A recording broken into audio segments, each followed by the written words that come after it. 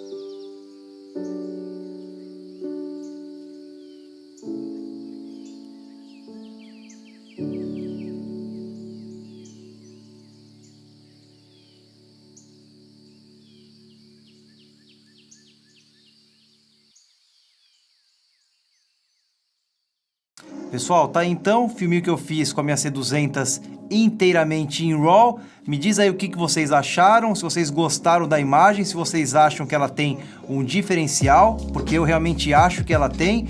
E vamos lá, vamos falar primeiro dos prós que você tem filmando em RAW. Em primeiro lugar, a qualidade altíssima de imagem que você vai conseguir extrair.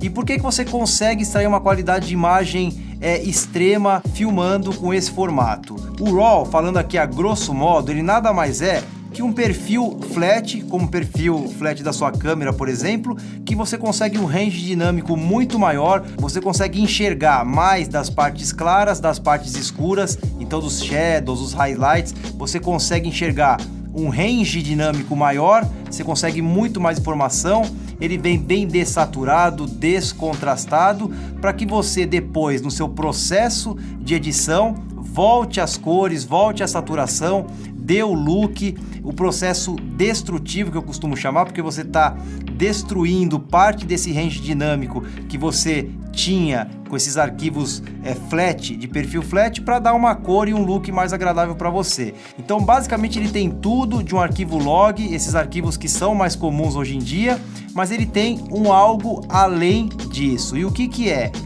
Grande parte de tudo que você tem que fazer antes das gravações nos arquivos flat comum, por exemplo, que não são RAW, por exemplo, você tem que ajustar o seu balanço do branco, você tem que ajustar, bem ajustado, sua exposição, tonalidade, enfim, escolher a gama de cor. Tudo isso você costuma já setar antes na sua câmera, tem que ficar muito direitinho para você fazer o seu filme. Depois você já passa para o programa de edição para estar fazendo uma certa correção de cor e já partir para o color grading. No caso do RAW é um pouco diferente, você tem tudo isso aí para mexer dentro da aba Mestre. Então no caso aqui no Premiere eu uso o Premiere Pro, na parte de edição eu vou na aba Mestre e nesta aba Mestre é como se eu estivesse mexendo ainda na câmera antes de ter feito o filme. Então todos aqueles ajustes, por exemplo, a temperatura de cor, a tonalidade, a exposição, o gama, tudo isso aí eu posso escolher depois. É lógico, já posso deixar setado para já ir da forma mais correta possível, mas eu não preciso me preocupar 100% em acertar isso na filmagem. Tudo isso eu posso fazer nessa aba Mestre e a partir daí sim eu vou depois para a aba de correção, a aba de cor, onde eu posso corrigir alguma coisa ou partir para o Color Grade. Só que nesse caso é a partir desta etapa que começa esse processo destrutivo que eu chamo, que você está voltando contraste, saturação para efetuar o seu Color Grade, a sua correção de cor. Nessa aba Mestre, tudo que você mexe é como se você estivesse mexendo ainda na sua câmera. Então isso te dá uma possibilidade de flexibilização muito maior, uma despreocupação, né?